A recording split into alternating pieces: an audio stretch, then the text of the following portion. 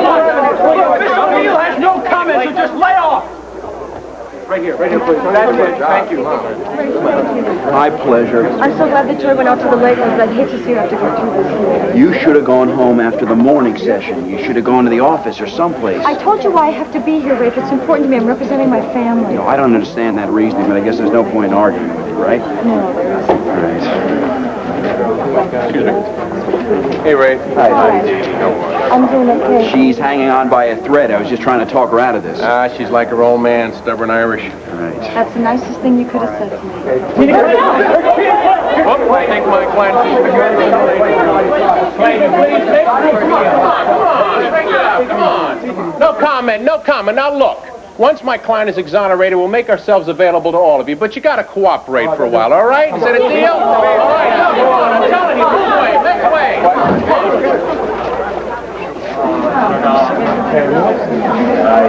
Jenny, I can't believe you accused her this morning. I tried to talk her out of it, but she's a glutton for punishment. Yeah, just like this one. No, not at all. I understand why you...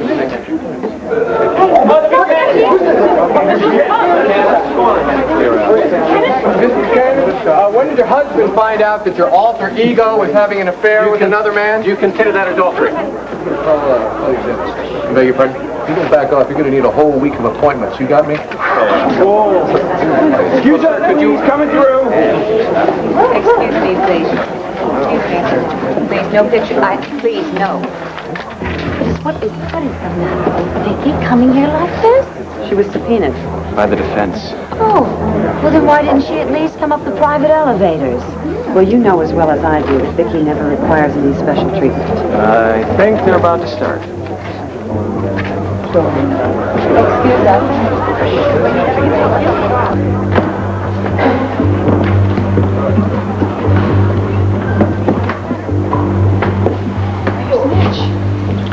Don't worry, he'll be here. He's under subpoena. Yeah, I wouldn't count on him for anything, believe me. All rise.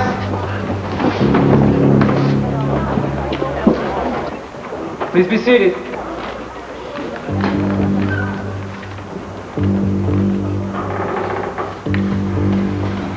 He's wearing the watch. Don't stare. Call your next witness, Mr. Callison.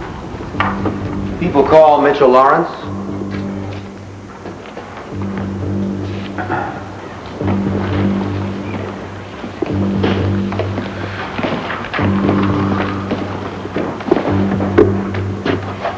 Put your right hand on the Bible. In the case now in hearing, do you solemnly swear to tell the truth, the whole truth, and nothing but the truth, so help you God? I do. Be seated. State your name and address, please. Mitchell C. Lawrence. Live in San Francisco, although I'm temporarily residing at the Vernon Inn. How did that come about?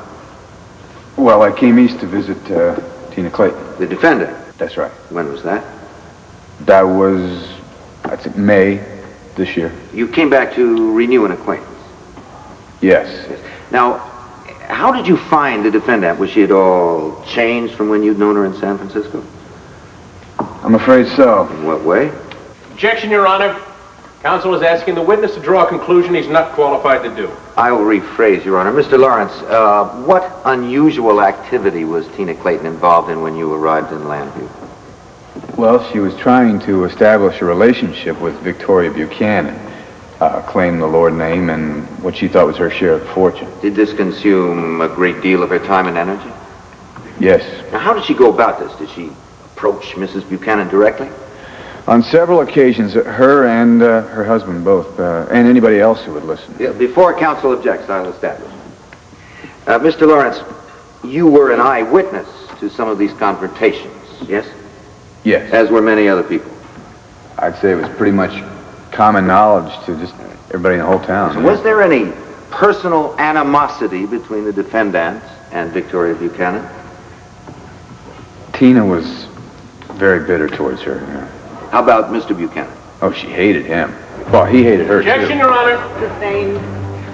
Mr. Lawrence, when you left for your business trip to Miami the week before Harry O'Neill was killed, would you say that there was a high degree of friction between the defendant and Victoria Buchanan? I would. Now, are you aware that the defendant has accused you of killing Harry O'Neill? I am. Do you have any idea why? Mr. Callison, I've been trying to figure that out myself. Unless she's trying to protect somebody, You and she were engaged to be married, were you not? That's right. So why you, of all people? Well, she knew that I could clear myself. After all, I was in Miami. I was 1,000 miles away. That's not true. He was here. He was right here. Just take it easy. Our time's coming. Thank you, Mr. Lawrence. Your witness.